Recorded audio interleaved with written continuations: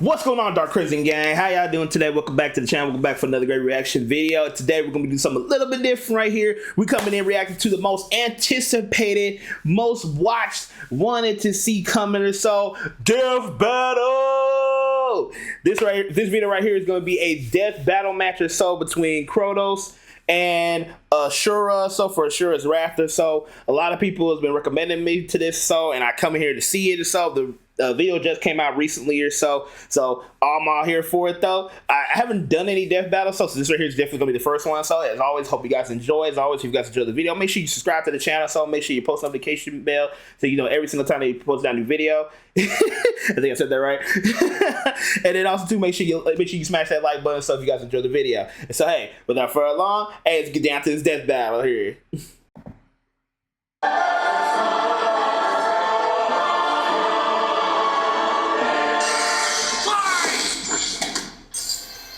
Kratos versus Asura. The Ghost of Sparta versus the Wrathful Destructor. Cause sometimes you just want to punch a god in the face. He's with his knife boomstick. And it's our job to analyze their weapons, armor, and skills to find out who would win a death battle. In the beginning, the Primordials waged war across existence. Alright, hold on now.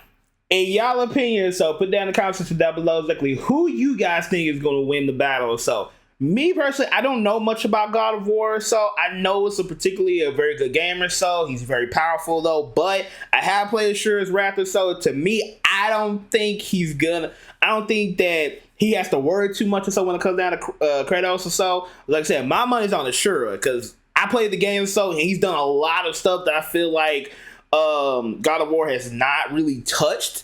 I'm not sitting here downplaying his feats and such, but at the same time, I don't think it's on that level. Again, they might prove me wrong in this video though, but hey, just like I said, comment down below exactly what you guys' thoughts are so about it. You know, let's get to it. A series of cosmic clashes that birthed the universe. Boom! Now that's what I call a big bang. From Ceto's death, the oceans would flow. From Uranus's strikes, the stars were spawned, and so forth. Thus, the world itself was born from violence. Starting the whole messy cycle, Uranus was overthrown by his Titan son, Kronos, who was overthrown by his Olympian son, Zeus, who battled his own son, As a classic bastard child of Zeus, Kratos was left among Spartan mortals, far exceeding all among him. He became a fierce warrior, winning many a battle, until finally cornered by ruthless barbarians. Ares, destroy these guys who are kicking my ass, and my life is yours.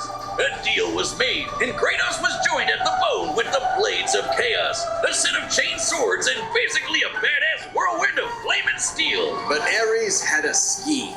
While doing work for his god, Kratos accidentally murdered his own family, permanently marked by the ashes of his wife and daughter.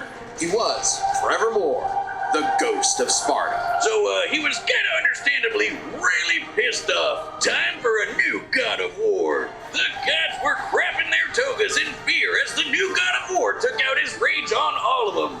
And got some new gear out of it too. With Poseidon's trident and Icarus's wings, Kratos dominated both sea and sky. He also has a tendency to carry powerful severed heads, like Medusa's. And the claws of Hades could steal souls, even the soul of Hades himself. Should have thought that one through, man. Neither Perseus or Hercules were a match for Kratos, nor was Helios, the sun god capable of moving stars and spreading light across the entire underworld. He fought Atlas, the Titan of Strength, who broke the load-bearing pillar of the universe. So Kratos forced him to hold up the cosmos on his own instead. And he could do it with just one hand, according to the novelization. Even his grandpappy Kronos failed to stop him.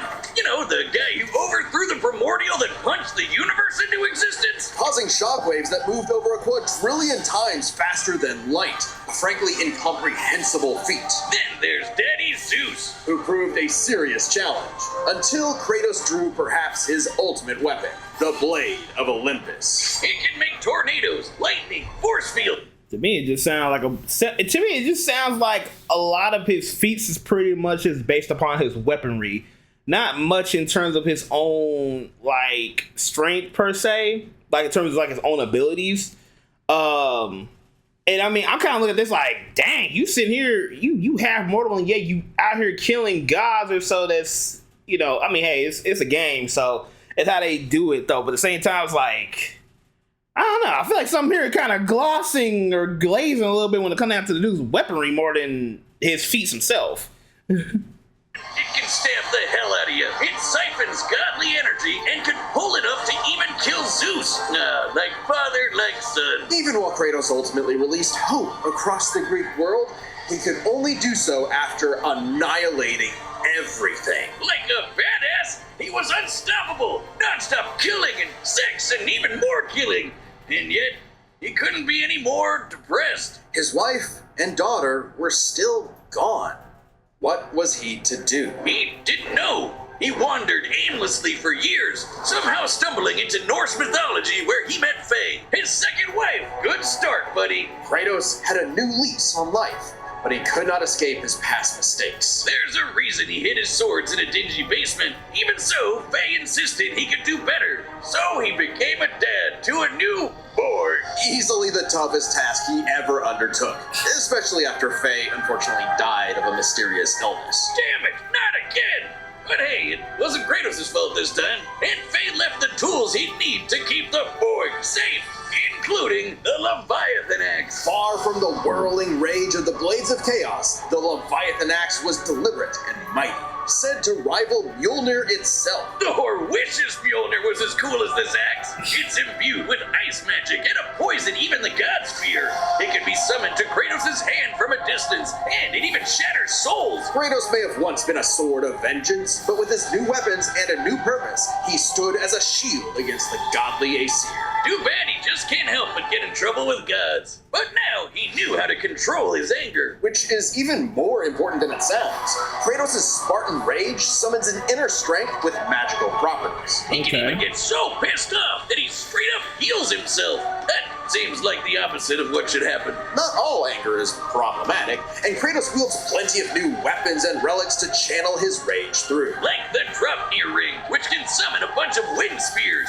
They can absorb all types of energy and blast it back. He even has relics and magic that can warp space and slow down time. Naturally, he contested with the strongest of the Norse gods, including the god of thunder, Thor, who was powerful enough to fight the fire giant Surtur and the world serpent Jormungandr at the same time. Oh, and that fire giant would be the cause of actual Ragnarok. You can't defeat me, Thor. I know, but he can. Well, not exactly. Freyr, the rain god, held off Ragnarok for a considerable time on his own, and the sheer power of Ragnarok shook Yggdrasil down to its very roots. That's the world tree, which is like a literal tree that connects the whole universe. According to Freya, the tree's very existence supports all of creation among its boughs. Every strand, transcending time, transcending space. Everything comes back to the tree. So it's kind of like Kratos lives in a really, really, really big treehouse. In his quest to free the Norse world, Kratos reclaimed old weapons by reckoning with his past sins, even taking up the Blade of Olympus once again. Even better, he actually got to be a decent dad. And now the boy is a man and also a bear. Kratos made a lifetime of mistakes, but this future would be different. He'd be more than he was in the past. Not just a god of war, but a leader, a father, and a defender. A god of hope. Okay, so we spent like basically a good 6 minutes of basically telling about his redemption plus his mistakes that he made and all sorts of stuff. But again, everything from what I've gathered or so from it is pretty much purely based off his weaponry. Again, everybody's free so to comment down like whatever stuff I might be missing or way from like might be simplifying it a little bit too much stuff. But again, I'm not sitting here saying that his powers are kind of also BS, but I'm saying that it does definitely sound like the majority of his stuff is pretty much based upon his weaponry and then like just channeling his god energy or so to his weapons and so in order for to activate them. That's basically the general point to it also for the most part. This battle is sponsored by Robin Hood Gold. Nope, we're not doing that. Robin Hood Gold, you can now enjoy the VIP treat. After 12,000 years, he's free to punch everything dumb enough to get in his way. He was the demigod of wrath, Asura. Alongside 7 other demigod generals, Asura served as defender of humanity against the impure Goma, dark spirit monsters infesting the world. And the demigods battled the Goma by wielding a mystic energy formed from human prayer. Mantra. By advancing technology with Mantra, the Guardian Generals became essentially hyper-powerful mystic cyborgs. They could each harness Mantra through a different emotional affinity. For August, it was greed. For Yasha, it was melancholy. I'll give you one chance to guess what Asura's is. By tapping into his wrath, Asura can take many forms for battle, like the 6-armed Vajra, a state powerful enough to subdue the embodiment of the planet's will and the source of the Goma, Vlitra. But he wasn't angry enough to put Goma Vlitra down for good. At least not yet. Of course, since he's literally powered by wrath, no enemy of Asura's would be stupid enough to do something that would make him even more mad, right? Right? Funny you should say that. God damn it. First off, Asura is not some one-dimensional anger machine. In myth, the Asuras were powerful and aggressive beings, sure, but not inherently evil. Just like Asura himself. He's a warrior, but also a husband with a daughter, Mithra. And Mithra has the unique power to supercharge Mantra energy. Which gave Asura's prideful commander, Deus, an idea. If he could weaponize Mithra, literally wiring her up to a super weapon, the Guardian Generals could maybe finally end Goma Vlitra for good. Well, obviously Asura wasn't gonna go along with that. So Deus framed Asura for killing the Emperor, murdered his wife, kidnapped Mithra, and then just straight up killed him. What a dick. But true to his nature, Asura was literally too angry to die. So long as a single part of his body remains and can possess Mantra, he can climb back out of Naraka, a sort of limbo underworld between life and death. Thanks to some coaxing from a strange golden spider, he did just that, with an all-new purpose in mind. Make the gods pay! Oh yeah, they're calling themselves gods now. Turns out they're all assholes who started sacrificing thousands of innocent people to try to power up.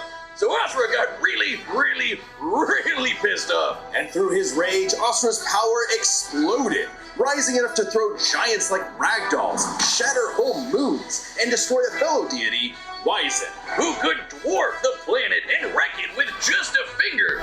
Look at this. Asura is so powerful, his soul cannot be manipulated by the Goma or the deities. He can propel himself with Mantra to fly, harden his fists to break steel, fire explosive energy blasts. And headbutt you so hard you wish you could die even faster. The dude literally stockpiles anger into a burst of energy that can one-shot even the toughest of foes. And when he goes unlimited mode, he can rapid-fire those super attacks without overheating. Asura's vengeance quest wasn't all shouting and explosions, though. I mean, it was a lot of that, but he also tried to protect people from the gods, including a girl who very much reminded him of his own daughter. Yeah, that was Asura's funny. the kind of guy who wants to be a great dad, but all he knows how to do is punch anything that upsets his kid, like that one dad that knocks out a ref at a Little League game. And then the gods killed that girl too, along with her whole village, sparking Asura to unleash. Bro, that part pissed me off to no end, bro. I felt just as bad as he was. I was looking like, you sons of bitches. Like, the girl didn't do nothing wrong. Y'all was being petty, bro. Like, y'all was being so petty. Jesus Christ. You know how the gods were sacrificing thousands of people to power up? Well, Asura got so freaking angry, he built up enough Mantra to match them, even though they've been building up energy for thousands of years. Seriously, guys, you're pissing off the guy who literally gets more powerful the angrier he gets. What did you think was gonna happen? Yet even in Berserker mode, Asura never lost total control. Berserker Asura adds even more extra arms, and they're big and glowy now. The man can launch so much angry Mantra, he wiped out the god's whole space fleet in seconds. Asura's anger raised to levels so high even he couldn't contain it, scorching him into his wrath form. Even though it hurts Asura while he's in it, this form is still perfect for absolutely shit-stomping a snobby demigod's face in. It's okay though, his brother-in-law punched the edge out of him. Yasha saw the error of the deity's senseless sacrifices and teamed up with Asura for a coup against Deus. Awesome, they're bros again! Just in time for Asura to hit his former boss with so much Mantra that he burst, then dive into the planet's core to obtain power equal to 1,000 arms. His Mantra form, finally, a power capable of killing Vlitra in a big planet-busting blast. Deus was was defeated and Gaia was saved. Yet, Asura's wrath hadn't been quelled. Title drop! It turns out that spider that guided him was actually Chakravartin, the creator of Mantra and the entire universe. And everyone's Okay, so I knew when it came down to that part, because I'll admit I did not finish the freaking game, but I knew that spider was on some bull. I just didn't know what though, because I knew they had some secret little episodes or whatever though, but I couldn't complete whatever parts I were coming into though when it came down to this part. So because I was looking I said, there's still some stuff missing, but I can't remember what the part was that was for it though. But okay, cool. So I was right. It was on some bull. The little spider was on some bullshit. To make Asura his heir, Chakra kidnapped Mithra because of course he did, and tested Asura in the form of a massive golden Buddha statue. Check out the size of it. That thing can literally hold a galaxy in its palm. Naturally, Asura and the statue threw hands. Enter the Mantra reactor. Capable of holding 7 trillion souls, Asura instead used it as a vessel for a far greater power. His own unfiltered rage. At last, Asura could show the world his real colors. Everyone from the humans to the 7 deities to Chakravartin saw Asura's anger as a weapon, a sword for tyranny, when that was never who he was. His rage was really a shield to protect humanity, and most of all, his daughter. A shield larger than a planet! Unbound by his past limits, Asura's ultimate destructor form effortlessly punched through asteroids larger than nebulas, dodged planet-sized lasers moving 2 quadrillion times faster than light, and obliterated whole stars! Chakravartin was, understandably, impressed, and offered Asura a chance to take his place. Asura smiled at the offer, and extended his arm. Right into Chakra's face! Yup, As saw if that he was gonna coming. let some god trample over more worlds. Instead, he literally beat the QTEs out of God, obliterating him and his plans in a cosmic explosion. But with Chakravartin dead, so was the concept of Mantra itself. Those who depended on it could not survive, including Asura. Hey, as long as Mithra was fine, it was worth it. Besides, he'll reincarnate millions of years later, still kicking ass, ready to smack a random thug, a meteor, or Ryu.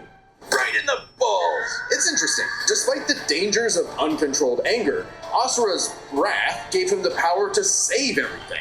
All because of just one thing. Some bastard made his daughter cry, so they had to pay. Now that's a god I can get behind. Okay, so knowing that we're looking at all the stats and we're all looking at, what the characters were, getting to know them and all sorts of stuff, whatnot, I swear to God, if this shit ends in a freaking draw or Asura losing, I'm cutting the video. I ain't do no outro, none of that. Just ending the video. Because all those stats show that he should be the undoubtable winner. Now again, I'm not sitting here saying it's gonna be one-sided, but I'm just saying the stats kind of look like Asura should be the one winning this, not Kratos. That's just my opinion here. Let's just see though. This battle is sponsored by Prize Picks, the best place to get real money sports action. With over 10 million members and billion. Prize Picks, run your game. All right, the combatants are set. The heck? We've run the data through all possibilities. It's time for a death battle!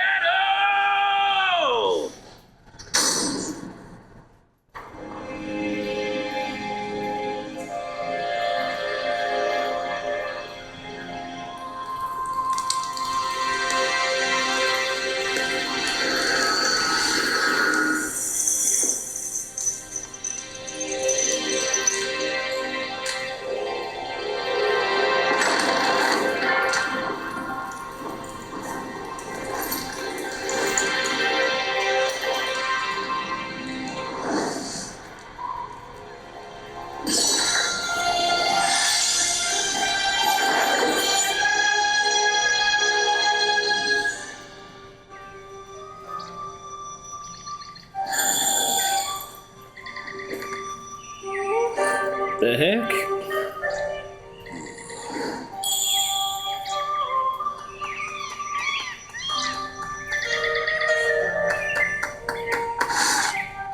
It's true then.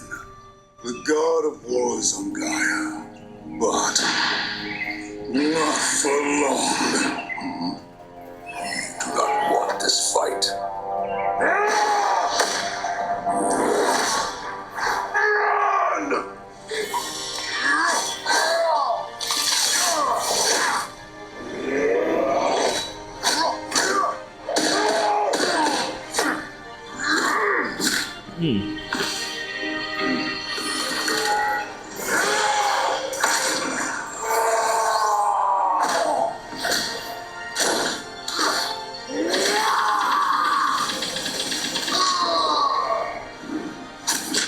Okay. Ooh. Damn.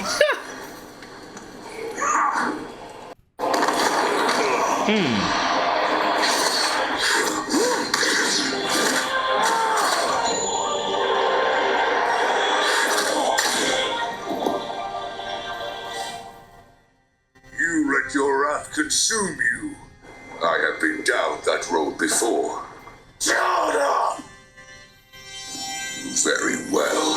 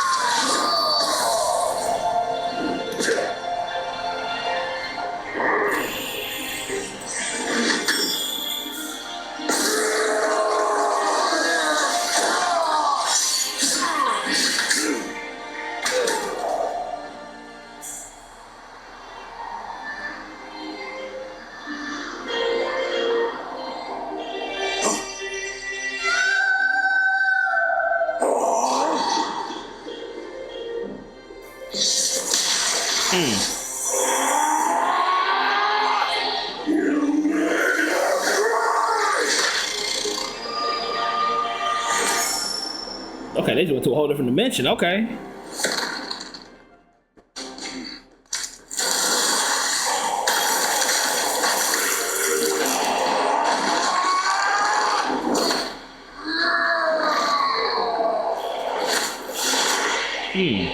This is the fire!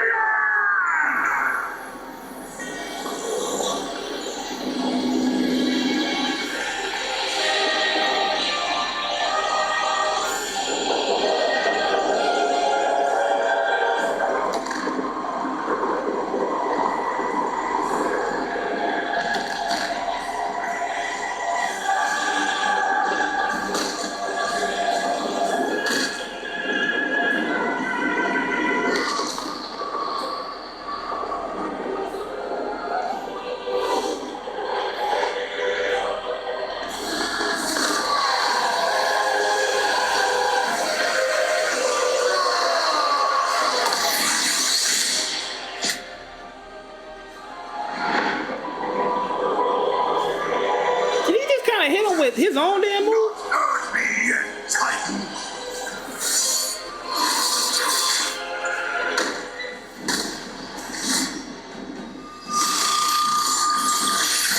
But you deserve a worthy end!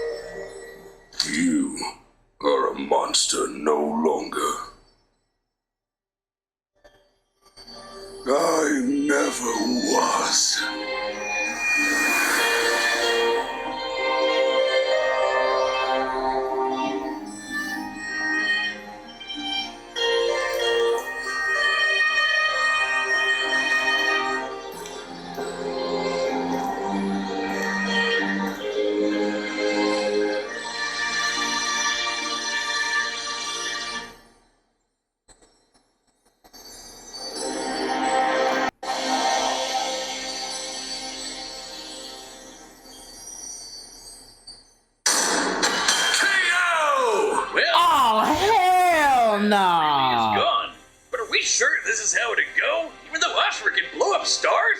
Asura had some amazing displays of apocalypse. Explain, goddammit. But the full scope of their speed, experience, versatility, and power sheds a surprising light. At first glance, speed seems like a shoo-in for Asura. Kratos is quick, but he never dodged the universe-crossing laser. That doesn't mean he couldn't. Remember, as usual, we look at these characters at their peak, free from gameplay restrictions. Yeah, we're looking at everything in canon, and Kratos fought and killed Helios, the sun god. From the moment he's introduced, Helios is emphasized to be immensely powerful. Without Helios, darkness would shroud everything. His light was fast enough to illuminate the entire underworld while Kratos sailed through it, taking a few hours at most. So, kinda hard to quantify, but that's consistent with the shockwaves the primordials caused that spawned the universe. Arguments could be made for which is faster, the primordial shockwaves or Chakravartin's intergalactic lasers. Since it's so close, it's safest to assume their speeds are generally even. But what does speed matter if you don't know how to use it? Let's cover experience. Asura lived across centuries, obviously a lot longer than Kratos. And while Kratos eventually learned to control his rage, Asura pretty much always had that control. So Asura easily takes experience. But when it comes to versatility, he couldn't match all the weapons and abilities Kratos had. Sure, Asura's quite skilled and a monster at martial arts, but his fighting style mostly relies on one thing. A whole lot of punching. Kratos' weapons, magic, runes, relics, and even his rage gave him far more options in combat. Slowing down time, healing injuries, and most importantly, multiple weapons that could drain a variety of energies. Like Mantra. Yeah, when Asura loses all his Mantra energy, that's it for him. So the Dropnir spears and the Blade of Olympus gave Kratos exactly what he needed. Versatility, and multiple ways to finish this for good before Asura just comes crawling back out of the underworld. If he could, Asura's resurrections take years or whole centuries, days at best. But all this assumes Kratos could match Asura's crazy strength. All roads lead to power, which should go to Asura, right? Look at what he can do! If this came down to who made the bigger kaboom, he'd kick Kratos' ass in 2 seconds. But a closer examination of their feats reveals the truth. At his peak, Asura overpowered Chakravartin, annihilating that cosmic golden god. By measuring the dimensions of Chakravartin's body and scaling it up to match the size of this galaxy-eclipsing statue, we can determine its volume. Add in the density of gold, for good measure assuming the form is solid throughout, and its mass far exceeds not just our galaxy, but our entire observable universe. Destroying that big golden god would need energy on par with obliterating our universe 91,000 times. Extremely impressive and unfathomable. However, the same idea applies to Ragnarok shaking the roots of Yggdrasil. Ragnarok is obviously a bit of a different beast than Kratos, but what really matters is what Freyr did. Right, Freyr, a god comparable to Kratos, held back Ragnarok's power for a significant time. So Kratos should be capable of the same level of power, or even more. Using an official map and knowing the world tree's branches encompass all of existence, we can measure its size and volume. And we know this map is accurate because it shows these two realms conjoin, which we see in game. Even if we assume the Tree of the Realms is only 1% solid, a significant lowball that Kratos should easily scale above, shaking such an incomprehensibly large structure would require enough force to destroy our universe's mass energy 9 million times over. That's almost 100 times greater than Chakravartin's destruction. And this isn't some one-off outlier. I mean, a realm-shattering supergiant doesn't sound too different from the other titans and Olympians Kratos defeated. That's the thing, isn't it? It's easy to think that we never see Kratos do anything that matches Asura, but we do. Helios' speed matches Chakravartin, and Kratos outsped him. Atlas is strong enough to lift all of reality, and Kratos overpowered him. Kronos defeated the creator of the universe in a one-on-one fight, same as Asura, and Kratos killed Kronos. Add in the clear numerical comparison of Chakravartin, Ragnarok, and Yggdrasil, and Kratos takes the edge in power. But hey, Capcom, if you give us Asura's Wrath too, we'll try this again. That'd be pretty awesome. Asura's The Sun Rises. The god of wrath was Kratos. That's bullshit. This The whole thing winner is bullshit. is That's a scam. Kratos. Fuck the church. Hey yo, what the fuck? Man, this is some bullshit. Boo this man. Oh my god, bro. Oh, hell no, man. What the fuck, man? Ooh, I got